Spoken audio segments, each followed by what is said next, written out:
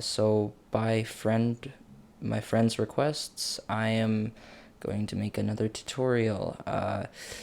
Last video I did soft bodies, and this video I was thinking of doing some hard bodies and maybe some animations with some hard bodies. Usually it's really easy to do with animations with hard bodies because they already kind of have their own animation when they, you know, fall and have physics. So what I would first do is add a plane, of course, and then go over here with rigid body, type passive, because if you have it on active, like I showed you in my last video, it's just going to fall. So don't do that. Click passive. And then you would add another object. I'm just going to add a couple of cubes.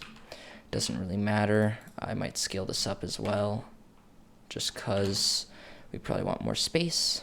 I'm going to scale this one down, just because if you don't, even if you scale it down, it really doesn't matter. I just want it to be not humongous. Let me just put this down a little bit more. Oops. And then that should just rest on top. But then you want to click rigid body again, active. And when you play it, if I were to move it up here, it should plop and hit. But we don't want that yet. We want to just have it as a rigid body. What I'm gonna probably do is, in my Hardbody test 4 months ago, I made some pendulum hitting the block. So I was going to do something kind of like that, where I add a cube, like a bigger cube, that's going at high velocity towards our cube tower from a cannon over here, and it's going to hit it. So what I would do is I would just copy and paste this cube, move it along the X and Y axes. Doesn't really matter how you do it, but for what I'm going to do here, I'm just going to duplicate and eyeball it.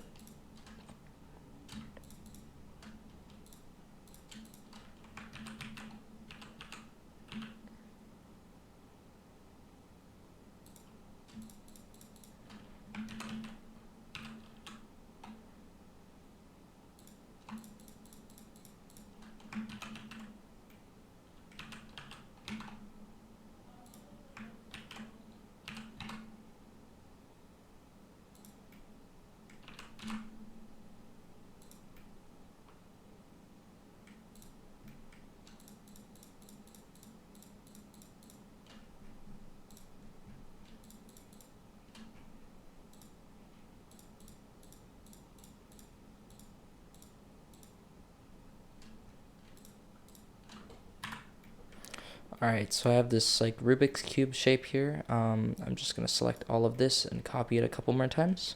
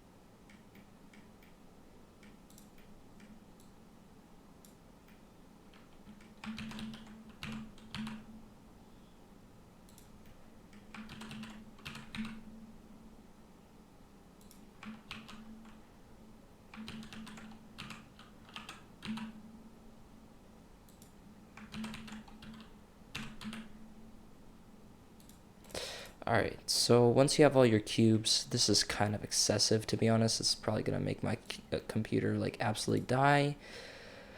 But you know, it'll be fine, maybe. So what you want to do is get out your, maybe move this down a little bit so it's not like clipping. Then play the animation. It's actually not as bad as I thought it was going to be. And then what I would do is select everything in your collection. Give me a second to select everything. This might take a bit. There are just so many cubes.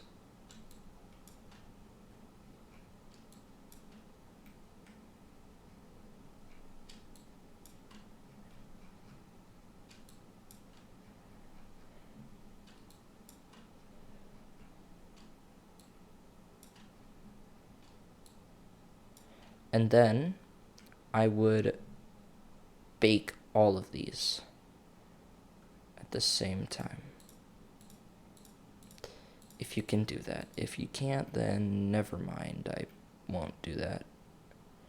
But collision should already be on. You do not need to add collision for rigid bodies. They already have collision with the ground because this is also a rigid body. I would also make this a rigid body. But make this one have a velocity. So you want to just, so what you want to first do is move it, you know, maybe like pretty far. Oop, maybe like there. No, it doesn't want to. That's why. But then what you want to do is you want to go down here to settings, change this to like, I don't know, 20, and then make sure to click animated. Now what you want to do is actually, maybe I'm going to make this a little further down like I had it earlier. And then what you want to do is over here on location, you hover over, click I. You're not going to mess around with rotation or scaling unless you really want to. If you want to do that, then click I on these. Also, come over here and click I on animated. Now, move it to wherever you want to and move it down to a spot where you think it would hit. So I'm just guessing right there. Let me actually do it like that. Maybe a little further down. And then you want to click I, uncheck animated, click I,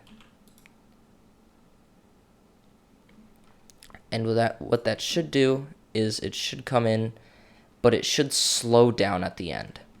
And why it slows down at the end is Blender does something with how interpolation works. So you want to click T on the timeline, click linear, and that should just make it absolutely hit the thing.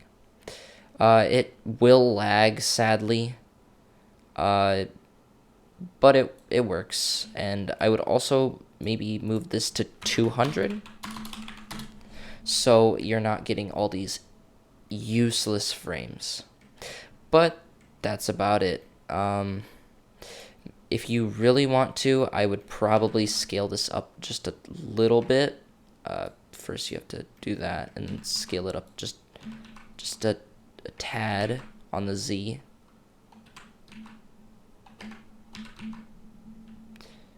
Oh, that's right, never mind. You can't do that on planes. But if you made this out of a cube, I would have, stretched it a little bit, because when you play the animation, you can see that it kind of clips into the ground. And if you're going to go for some underground shots, you, of course, do not want that in your animation. So just look out for that if you're trying to do that. But, yeah, that's about all you need for rigid bodies and animating with rigid bodies.